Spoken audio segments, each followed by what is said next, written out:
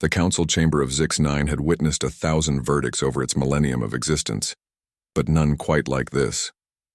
Ambassador Noah Chen stood before the crystalline tribunal, his hands bound with plasma restraints, his diplomatic credentials stripped and discarded like worthless debris. The 7 species of the Galactic Council sat in their elevated thrones, their various appendages, tendrils, and sensory organs focused on the human who had dared to speak truth to power. The human has violated Protocol 7 Alpha, intoned the Vraxian High Adjudicator, its carapace gleaming under the chamber's harsh lights. Unauthorized communication with the forbidden sectors. Conspiracy against council authority. The sentence is immediate termination. Noah didn't flinch. He'd known this was coming the moment he'd transmitted the evidence. Proof that the council had been systematically exploiting pre-warp civilizations, strip mining their resources before they could defend themselves. Earth had been next on the list before humanity stumbled into warp technology 2 decades early. "You're making a mistake," Noah said calmly, his voice echoing through the vast chamber. "My people will ask questions." The adjudicator's mandibles clicked in what passed for laughter among the Vraxians. "Your people are primitives playing at civilization. They will accept our explanation." They always do. The execution was swift. A directed energy beam, painless and efficient. Noah Chen, husband, father, and humanity's voice among the stars, ceased to exist in 1.3 seconds. The Council's official statement reached Earth 72 hours later. Tragic accident during a diplomatic shuttle malfunction. Our deepest condolences. Captain Danny Morrison sat in the secure briefing room deep beneath UN headquarters in Geneva, her jaw clenched so tight her teeth ached. Around the table sat representatives from every major Earth government, military commanders, intelligence chiefs, and scientists. The holographic display showed Noah's final transmission, the one he'd managed to send in the seconds before his arrest. "They executed him," Danny said flatly. "No accident. No malfunction. Murder."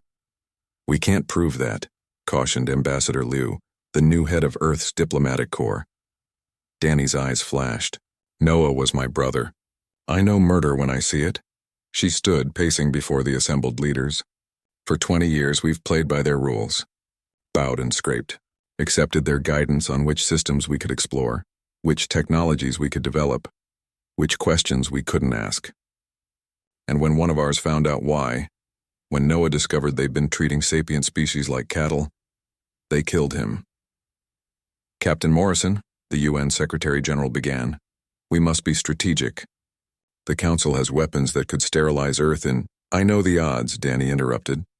"I'm a tactical officer. I've run the simulations 1,000 times." She leaned forward, planting her hands on the table. "But there's something the Council doesn't understand about humans. Something they couldn't have learned from their databases or their observations." "And what's that?" asked General Zhao of the Chinese Space Force. "We don't stop." Danny's voice was ice and iron. "Ever. You can beat us down and we'll get back up. You can kill our diplomats and we'll send soldiers. You can destroy our fleets and we'll build new ones. You can burn our worlds and we'll fight from the ashes. Humans don't surrender. We don't forgive. And we never ever forget." The room fell silent. "Noah sent me something else," Danny continued, manipulating the holographic display. "Coordinates, data, weaknesses. He died getting us this intelligence. Are we going to let that be for nothing?" The decision wasn't unanimous. It wasn't even quick. But 3 weeks later, the vote passed. Earth would not bow. The Council's first indication that something had changed came when their monitoring station in the Sol system went dark. Not destroyed, simply offline. Its crew of Vraxian technicians unconscious and stripped of their equipment, left drifting in a cargo pod with a single message painted on its hull: "For Noah Chen." The second indication came when human vessels, crude, ugly things by Council standards, began appearing in systems the Council had explicitly forbidden them from entering. They weren't exploring. They weren't colonizing. They were warning the indigenous populations, sharing technology, breaking 1,000 Council laws with apparent glee. The Vraxian High Adjudicator called an emergency session. "This aggression cannot stand. We must show these primitives their place." The Council sent the 4th Enforcement Fleet, 200 warships representing 6 species, veterans of 12 compliance actions. They arrived at Proxima Centauri, where a human colony had taken root, expecting easy capitulation. They found Captain Danny Morrison waiting for them. The Battle of Proxima would be studied for generations. The humans had fewer ships, barely 30 defenders against 200 attackers, but they fought with a ferocity that shocked the Council forces. Human vessels rammed Council dreadnoughts when their weapons ran dry. Escape pods were rigged as improvised mines. Damaged ships set themselves on suicide vectors, taking multiple enemy vessels with them. And when a human ship was truly doomed, its crew would transmit a final message. For Noah Chen, the Fourth Fleet won technically. They took Proxima, but they'd lost 67 ships doing it. The survivors returned to Council space shaken, speaking of humans who refused to retreat, who turned every square meter into a battlefield, who seemed to view death not as defeat but as just another weapon to be deployed. "They're insane," reported the fleet commander. "They fight like cornered animals. Like every battle is their last." The adjudicator's mandibles clicked nervously. "We will crush them. Deploy the 2nd, 5th, and 9th fleets. Blockade Earth itself. Cut off the head of this rebellion." But humanity had learned something in 20 years of pretending to be inferior. Patience.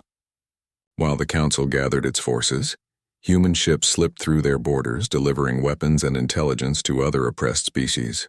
The Rillian mining slaves on Kepler 442b rose up. The Thosian colonists in the Andromeda sector declared independence. The Yalix hive minds that had served the Council for 3 centuries suddenly stopped responding to commands. The Council's empire, built on intimidation and carefully managed ignorance, began to crack. 3 years after Noah Chen's execution, the Vraxian High Adjudicator found itself in an ironic position, standing before a tribunal of freed species, its credentials stripped, its weapons confiscated. Captain Danny Morrison, now Admiral Morrison, commander of the United Human Defense Fleet, stood among the judges. "The Council stands accused of crimes against sapient species," she announced. "Exploitation, murder, genocide by neglect. How do you plead?" The adjudicator's voice was hollow. "You have won, but at what cost? Thousands dead, systems in ruins. Was your revenge worth such destruction?" Danny's expression didn't change. This wasn't revenge. This was justice. And yes, it was worth every sacrifice, every battle, every life given. She paused. "You should have learned something from Noah's files. He documented human history thoroughly. Did you read about our wars, our struggles? We've spent 10,000 years fighting each other, learning every brutal lesson about combat and survival. We've nearly destroyed ourselves a dozen times." She leaned forward. "You executed one diplomat and expected us to submit. You couldn't have made a worse miscalculation. Because when you kill one of ours without justice, you don't frighten us into compliance. You remind us why we learned to fight in the first place, to protect each other, to ensure that bullies, no matter how powerful, eventually face consequences." The adjudicator sagged in its restraints. "What will you do with us?" "We'll give you what you never gave Noah," Danny replied. "A fair trial. Due process, justice." Her eyes hardened. "And then, whatever verdict is reached, you'll live with it. Just as we've had to live with Noah's murder every single day since you killed him." She turned to leave, then paused. "One more thing. You asked if it was worth it.